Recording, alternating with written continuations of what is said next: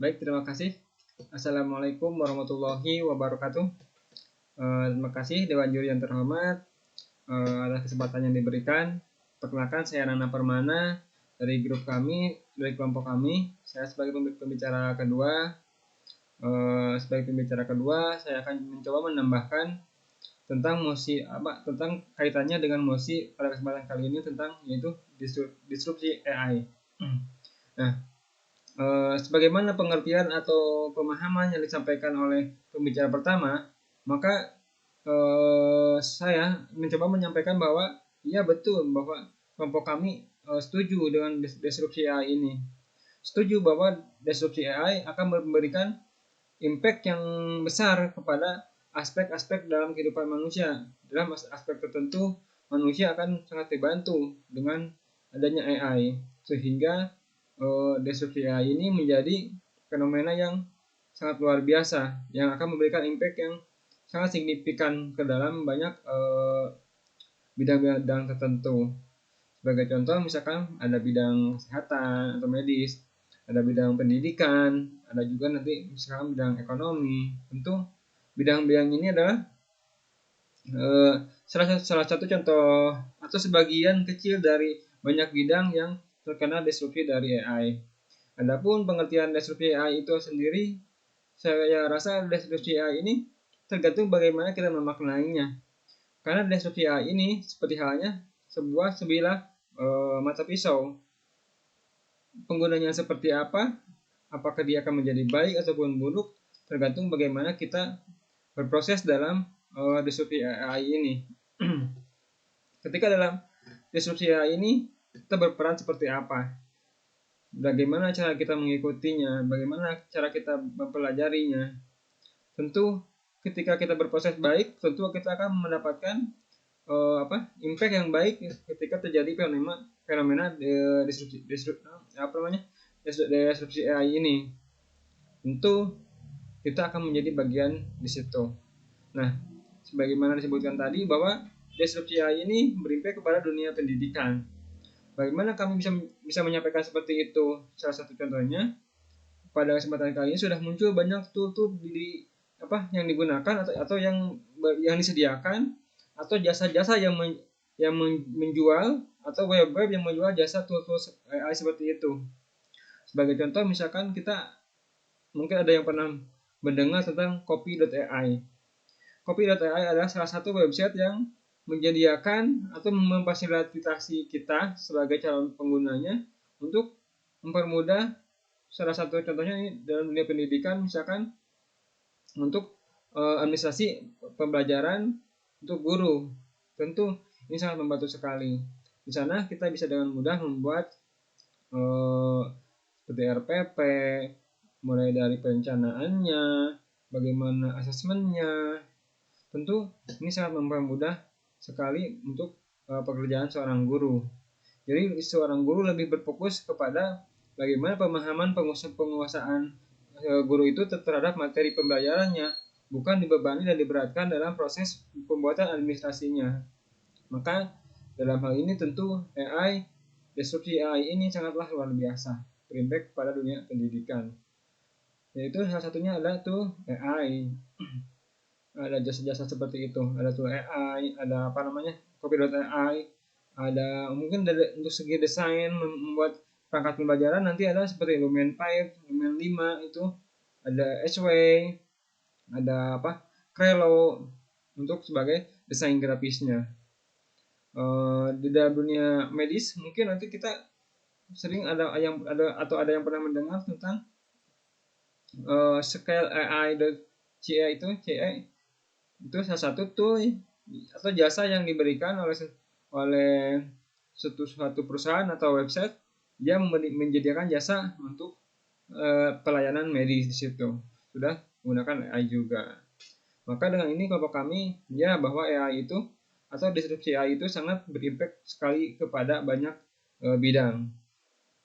Adapun yang menjadi pertimbangan kita tentu adalah sebesar apa AI itu akan berimpact kepada manusia. Tentu dalam hal ini, khususnya di Indonesia, tentu ada beberapa faktor yang akan melatar belakangi seberapa besar impact dari disrupsi AI ini. Salah satu faktor yang bisa melatar belakangi adalah mungkin pendidikan orang itu, terus ekonominya, mungkin geografis, itu mungkin yang bisa mempengaruhi bagaimana impact dari disrupsi AI itu kepada manusia atau pada individu tertentu. Kenapa bisa seperti itu? Karena ya tentu dengan ekonomi menengah ke bawah belum tentu mereka akan mengenal AI. Sementara untuk AI sendiri penggunaan tool AI itu ada banyak berbayar. Tentu proses disrupsinya mereka mendapatkan impact tidak secara langsung dari penggunaan AI atau mempelajari AI-nya, mungkin dari sisi lainnya. Contohnya sederhana misalkan dengan web developer. Web developer bisa saya sebutkan sebagai orang yang orang yang merasakan impact secara langsung dari disrupsi AI. Kenapa tidak? Sekarang banyak tool yang yang bisa kita gunakan untuk membantu dalam proses develop website dan berbasis AI. Tentu ini akan menjadi atau membantu si web developer menjadi lebih efisien dan efektif dalam proses pembuatan AI-nya. Tentu ini adalah si web developer sebagai orang yang terkena impact secara langsung dari disrupsi AI-nya. Dan ini termasuk tergolong orang yang terkena disrupsi AI dari sisi baiknya, dari sisi baik disrupsi AI. Tapi ada orang yang tidak mempelajari AI, orang tidak mengenal AI, bahkan tidak tahu seperti apa AI itu, bagaimana AI bekerja, tapi dia masih tetap akan merasakan impact dari disrupsi AI. Terus siapa orang ini? Salah satu contohnya adalah nanti ada klien web developernya.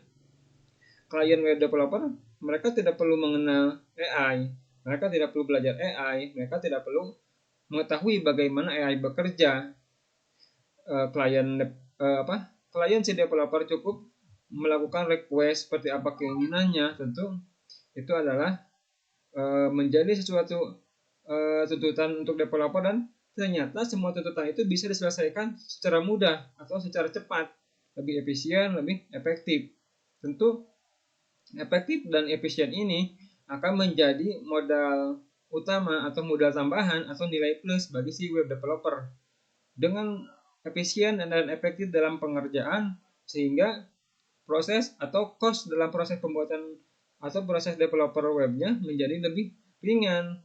Tentu dengan keringanan ini akan membuat turunnya cost, sehingga costnya itu sangat bisa diminimalisir proses untuk bahan ketika proses pembuatan webnya. Tentu dengan minimnya cost dalam proses pembuatan, bukan tidak mungkin si web developer bisa menjual jasanya itu lebih rendah harganya dari web developer dengan tanpa AI, sehingga proses benefit yang didapatkan web developer itu akan lebih cepat. Meskipun kecil dia akan cepat misalkan. Terus siapa lagi ini? Orang yang tidak belajar AI, tidak mengerti AI, tapi mendapatkan manfaat dari AI itu sendiri, yaitu ya kliennya. Kenapa? Dia mendapatkan pelayanan yang luar biasa, efektif, efisien, tapi dengan harga yang bisa jadi lebih murah.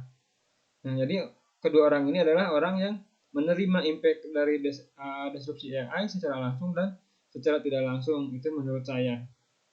Jadi bagaimana kita bersikap, bagaimana kita berproses dalam fenomena disrupsi AI itu, itulah yang menentukan bagaimana nasib kita nanti ketika dalam menjalani kehidupan yang serba AI. Baik, terima kasih. Itu yang bisa saya sampaikan. Terima kasih. Assalamualaikum warahmatullahi wabarakatuh.